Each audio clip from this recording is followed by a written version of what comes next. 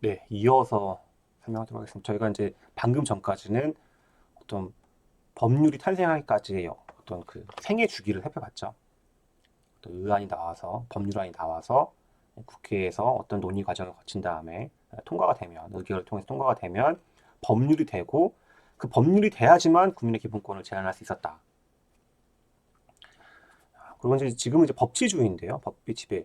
이거 좀 전에 봤던 내용이 살짝 나왔었던 거죠. 권력 분립의 원칙 관련된 내용 설명하면서 그때 헌법재판소가 뭐라고 얘기했습니까?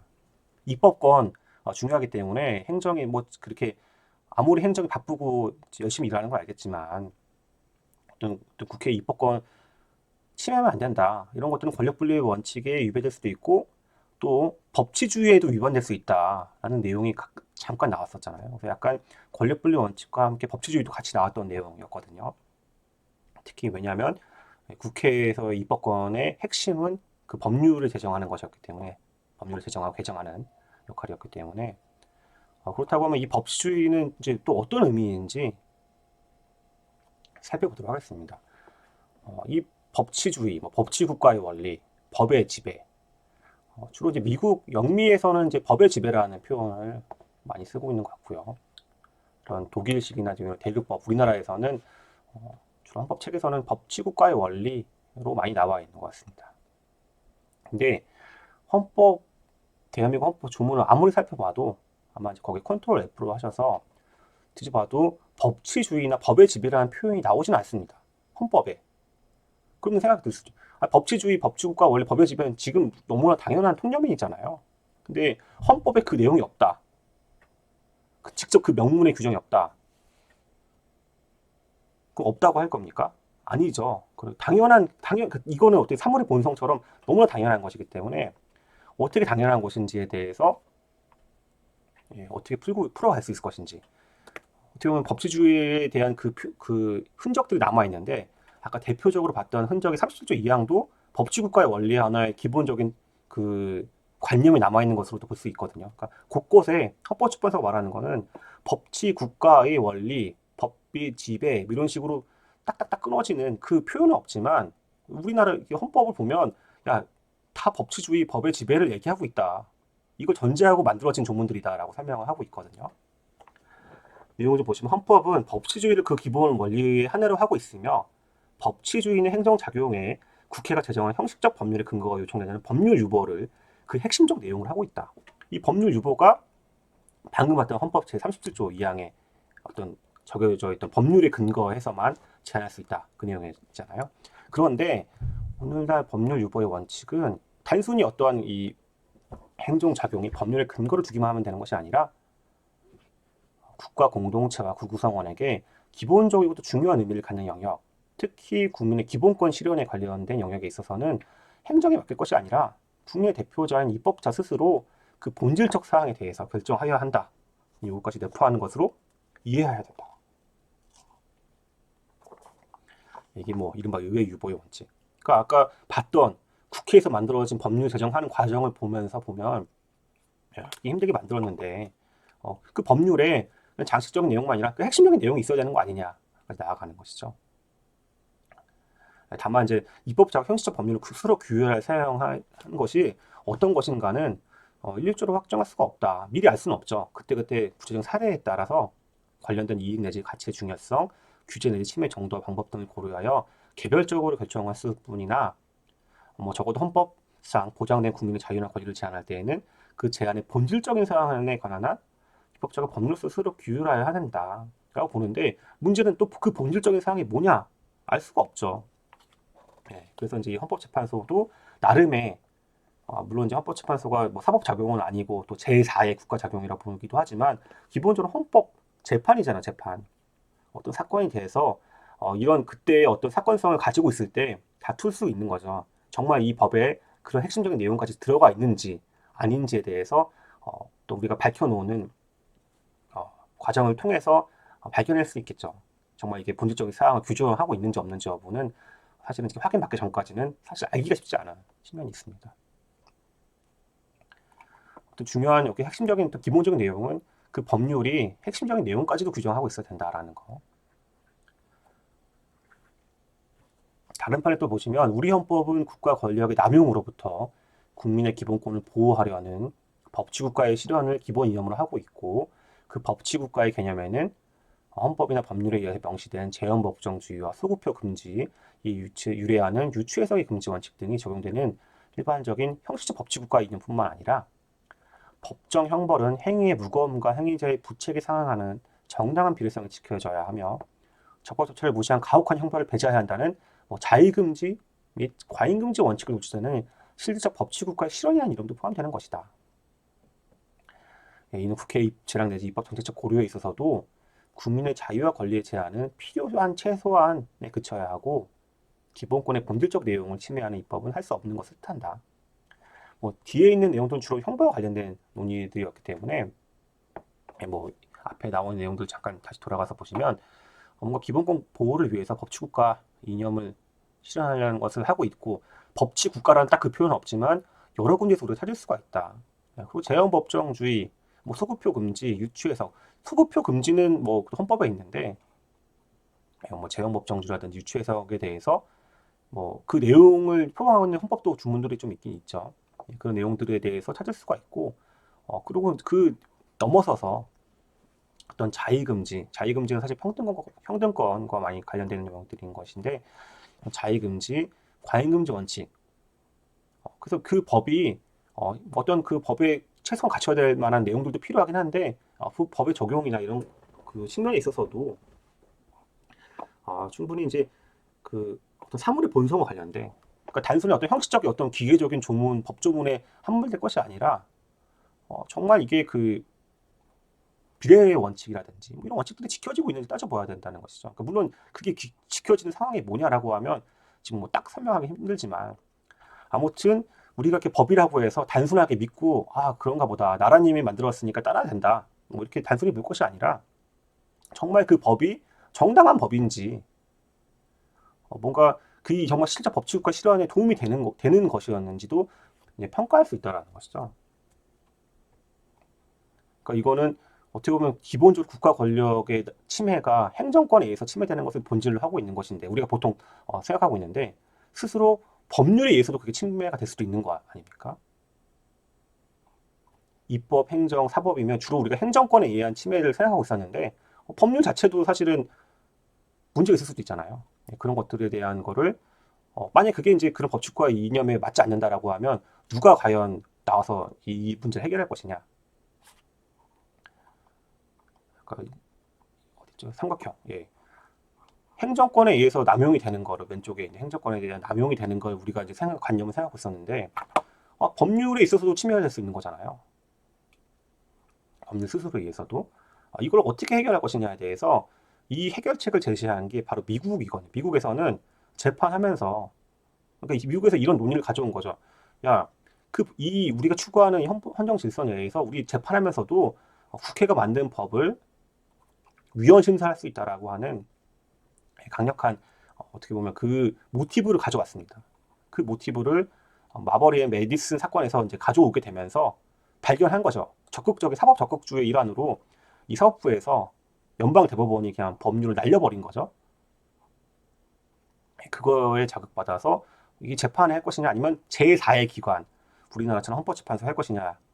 그래서 현재 우리의 헌법 체제에서는 이제 그 기관의 제4의 제4의 국가기관인 헌법재판소에서 법률까지도 컨트롤할 수 있게끔 되어 있는데 아무튼간에 여기 앞에서 뒤에서 설명 나왔던 요 의미는요. 그 법률 일단 어떤 그 법률이 재헌법정지 있어야 되고 그러니까 법률 없으면 처벌하면 안 되고 소급표하면 안 되고 이런 내용들도 중요하긴 하는데 실제 이 적용에 있어서도 자의금지, 과잉금지 원칙 도출돼야 된다. 이거는 사실은 그 적용되는 재판의 과정에서도 마찬가지로 이런 논의들이 적용될 수 있겠죠. 너무 이제 법을 과도하게 적용하는 것도 문제가 있지 않겠습니까? 아무튼간에 이제 이 법치국가의 이념이 뭔가 아까는 되게 그 법률 국가 권력 분립 원칙에 있어서는 뭔가 어떤 그 입법권으로서의 법률이 굉장히 좀 중요한 의미였었던 것인데 좀 더 나아가서 그 법이 좀 정당할 필요가 있다. 물론 그게 어느 게 정당한지는 따져봐야 되겠지만 그런 논의로까지 확장될 수 있는 거니까 이런 법치국가의 원리와 어떻게 보면 이제 그 국가 권력 분립 원리는 되게 굉장히 밀접하게 맞닿아 있으면서도 서로의 역할을 좀 달리 하고 있는 측면도 있는 거죠. 중첩되는 영역도 있지만 서로가 서로를 도우면서 뭔가 국가 권력의 질서를 형성하고 있다. 그리고 그 한계를 제시해주고 있다라고 보시면 될 것 같습니다. 이거에 연결돼서 뭐 체계 정당성의 원리라는 것이 있습니다. 체계 정당성의 원리라는 것은 동일 규범 내에서 또는 상이한 규범 간에 그 규범의 구조나 내용 또는 규범의 근거가 되는 원칙 면에서 상호 배치되거나 모순되어서는 안 된다는 뭐 하나의 헌법적 요청이다.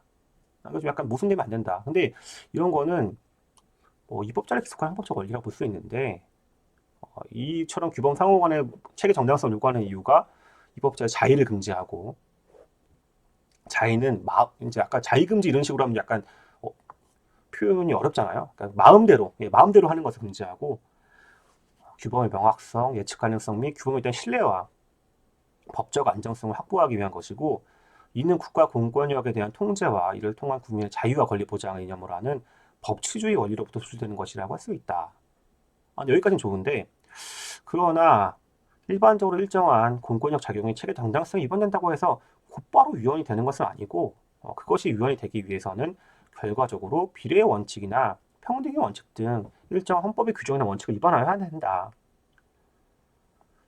그러니까 이제 체계 정당성을 좀 위반해서 문제가 되는 것은 있는데 그걸 가지고 위헌이라고까지 내가 말하기에는 적어도 그게 그냥 이렇게 뭉뚱그려서 체계 정당성으로 얘기하기보다는 비례 원칙은 평등 원칙, 구체적인 어떤 논증 과정을 거쳐서 어떤 헌법이나 규정의 원칙을 위반한다는 걸 좀 보여달라 이런 의미라고 보시면 될 것 같아요.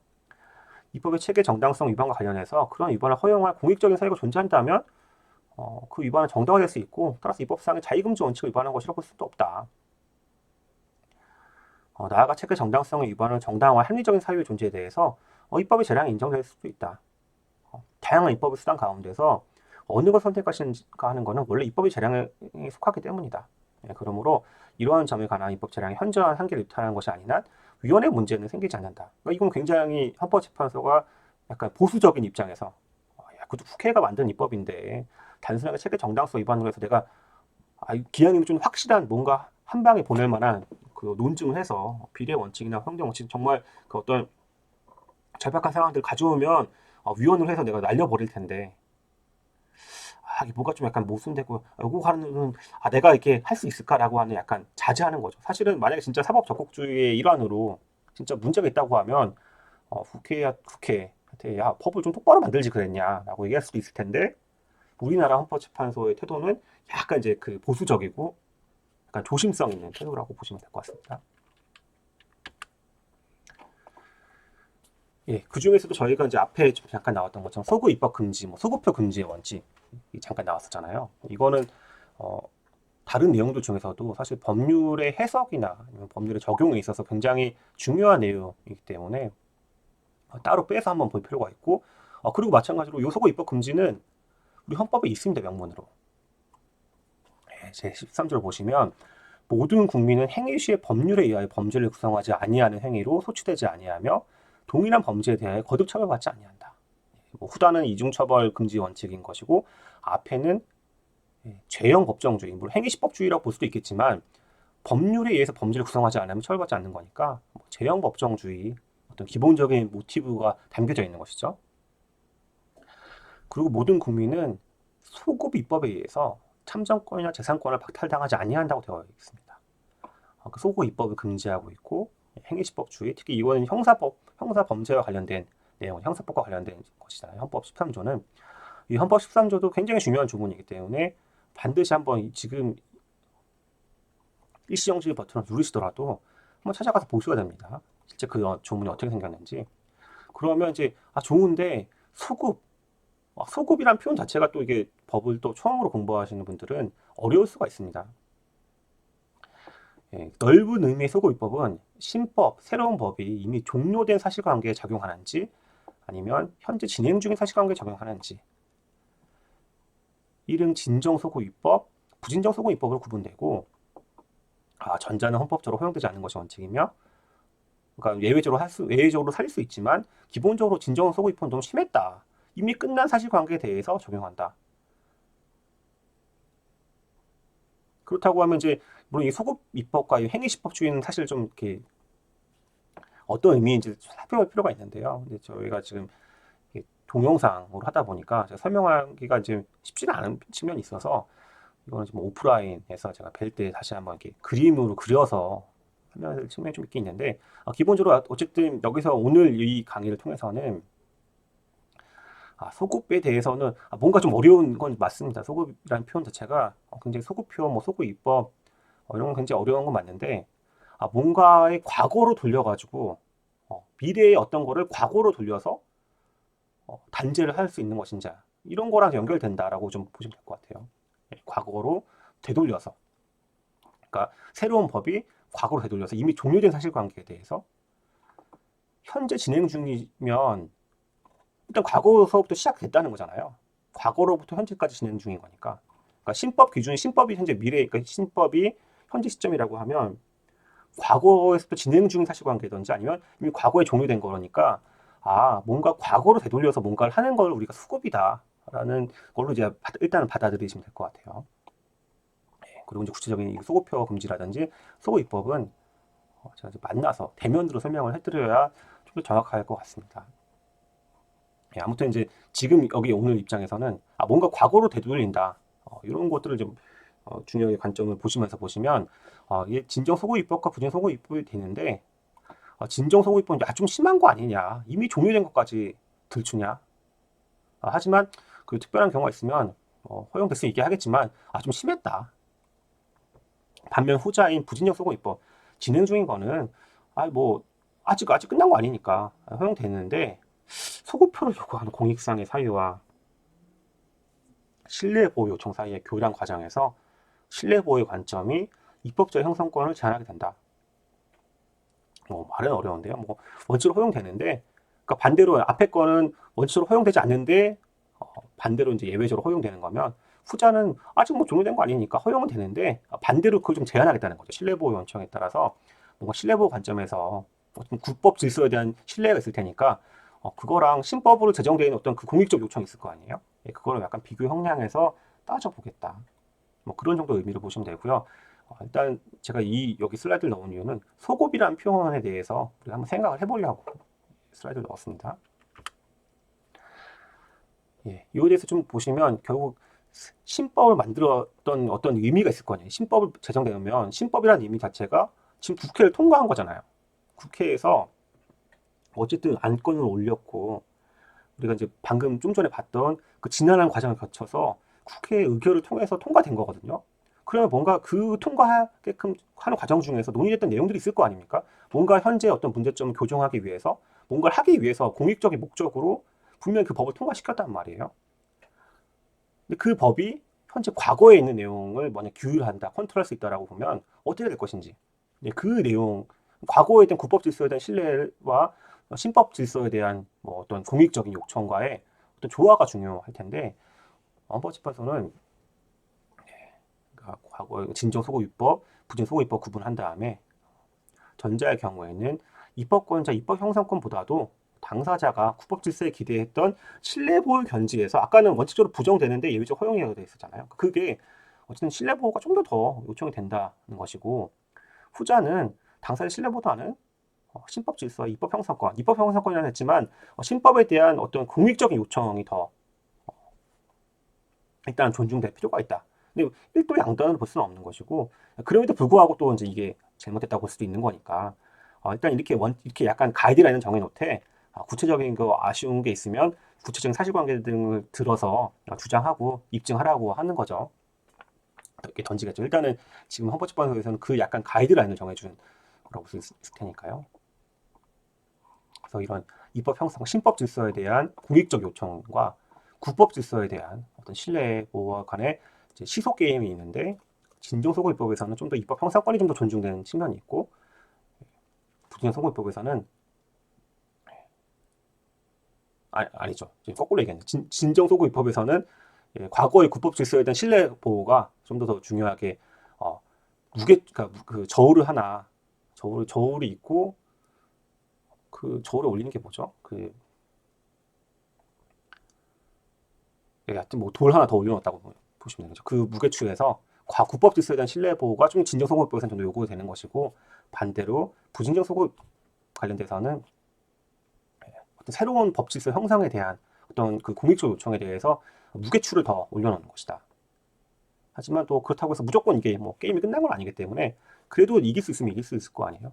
그 부분에 있어서는 또 재판에서도 다투어질 측면이 있겠죠. 아무튼 이렇게 보고 있다. 신뢰 보호가 뭔가 중요하다. 그러니까 소급 관련돼서는 소급 입법, 소급표와 관련돼서는 신법 질서에 대한 공익적인 목적과 어떤 국법 질서에 대한 신뢰 보호를 뭔가 같이 봐야 되는 측면이 있겠구나라는 정도로만 이해하시면 될 것 같습니다. 그러면 신뢰 보호 원칙이 나왔으니까 신뢰 보호는 또 뭐냐?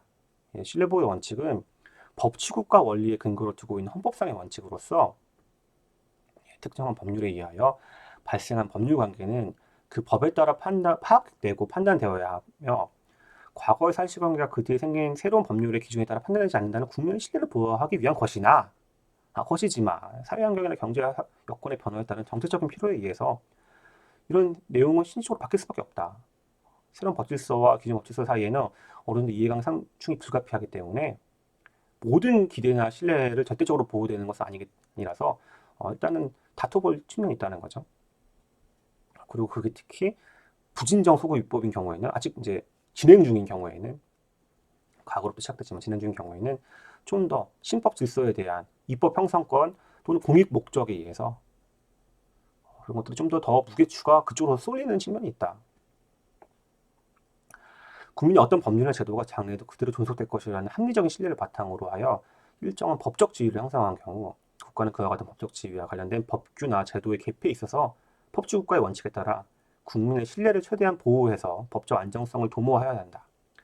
법률의 제정이나 개정 시 국법 질서에 대한 당사자의 신뢰가 합리적이고 정당하며, 법률의 제정이나 개정으로 야기되는 당사자의 손해가 극심해서 새로운 입법으로 달성하고자 하는 공익적 목적이 그런 당사자의 신뢰를 파괴를 정당할 수 없다면 그런 새로운 입법은 신뢰 보호 원칙에 위배되는 것이기 때문에 되려고 하면 정말 그 공익보다도 신뢰가 더 중요해진다는 거잖아요.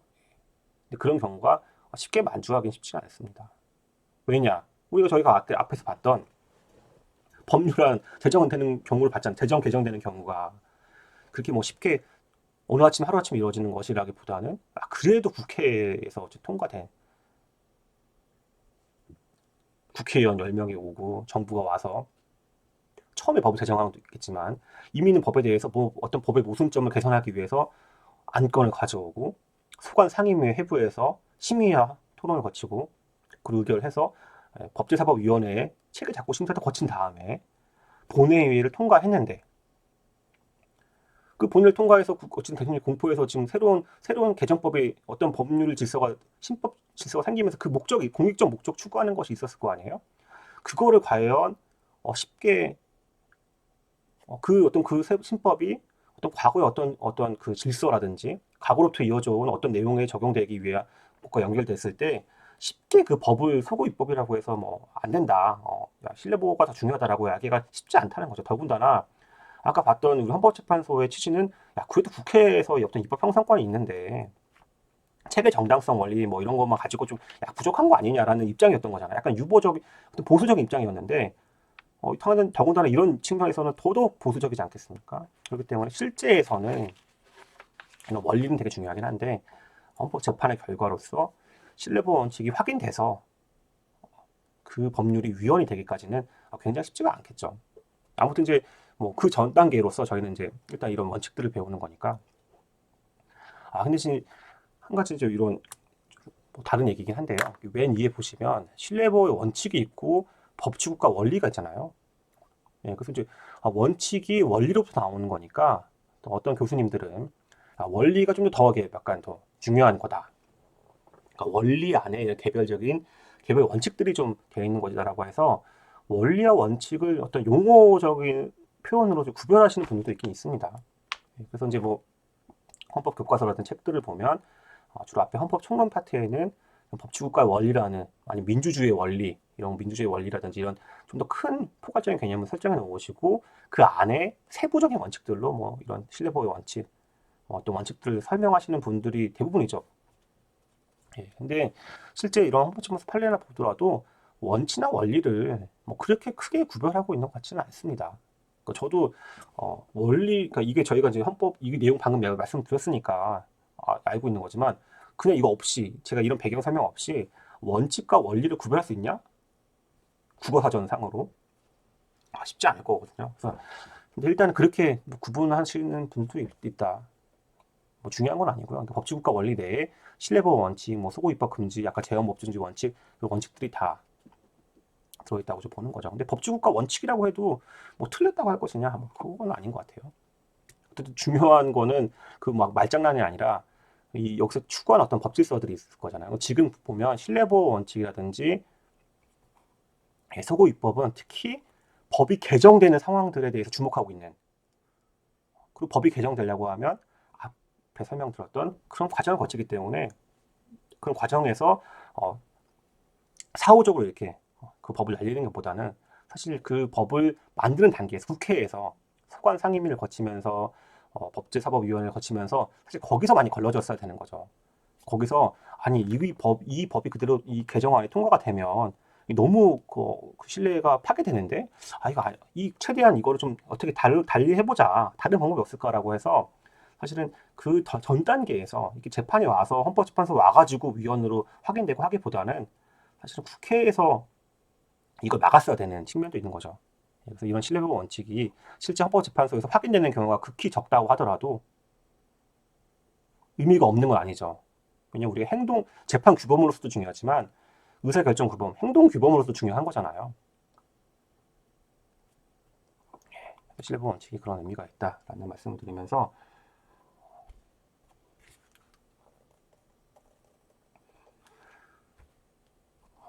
법률 통제까지 딱 보면 맞을 것 같아요. 이런 어쨌든 이제 맞는데 방금 전에 봤던 이 헌법재판소에서 이런 걸로 이제 없애는 것처럼 어쨌든 그렇게 만들어진 이 법률에 이제 뭔가 문제가 있었다.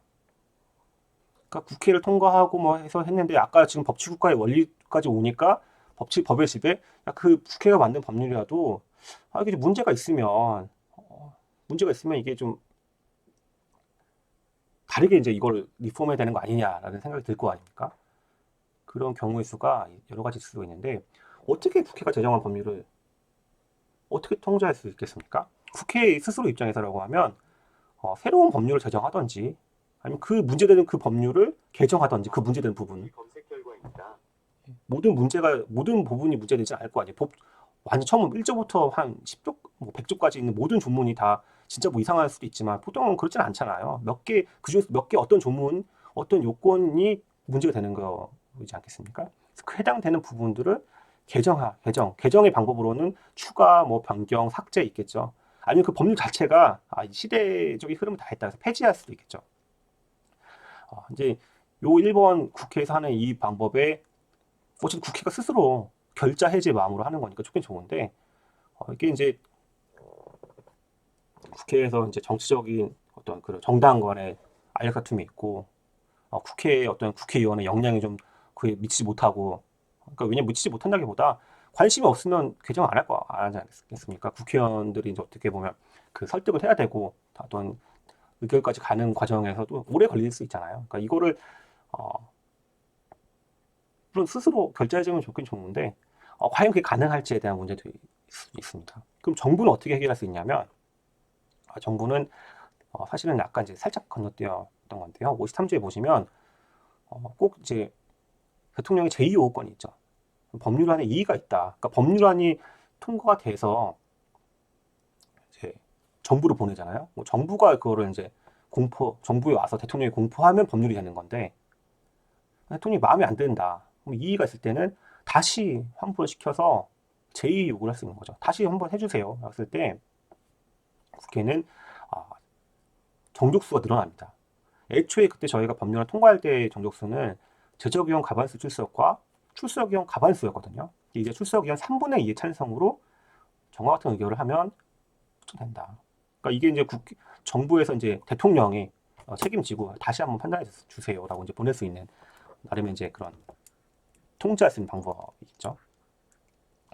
세 번째는 이제 법원이 결국에는 구체적인 사건을 띈 어떤 곳에서 어떤 재판을 하면서 그 법률의 어떤 모순적인 내용을 최대한 피해서 뭐 해석과 적용하는 과정 중에서 어떤 그 법률에 대한 내용을 좀 축소 해석하든지 아니면 다르게 좀 이렇게 어떻게 보면 그 완화된 해석을 할 수도 있긴 하겠죠. 합법적 법률 해석 등을 통해서 어떻게 보면 이제 그런 해석과 적용의 어떤 과정들을 법 기술적인 방법으로 할 수 있게 하겠지만 그 있는 법을 뭐 아니라고 막 무시하고 갈 수는 없잖아요.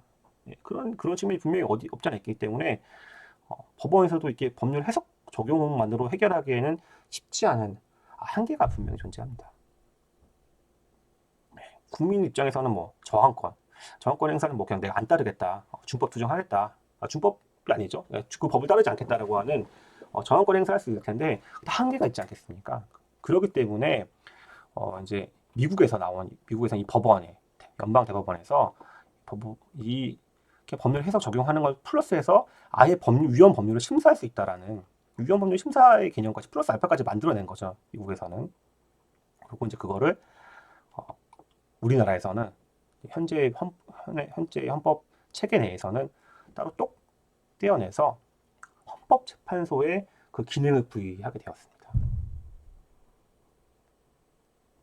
네, 그 헌법재판소가 이러한 이 법률에 송치할 수 있는데 또 한계는 헌법재판소가 위헌인 경우만 통지할 수 있다라는 거. 여기 보면 이 대통령의 제2요구권은 법률 안에 이의가 있다고 했지 법률이 아니 위헌일 거라고 요구한 건 아니잖아요.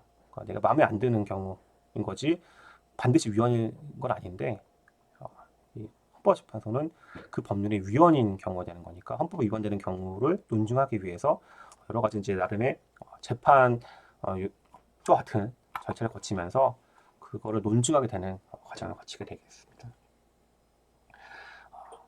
좀 더 설명을 하려고 하니까 시간이 조금 오버하는 것 같아가지고요. 잠깐 쉬었다가 또 이어서 이 내용을 마저 이어서 진행하도록 하겠습니다.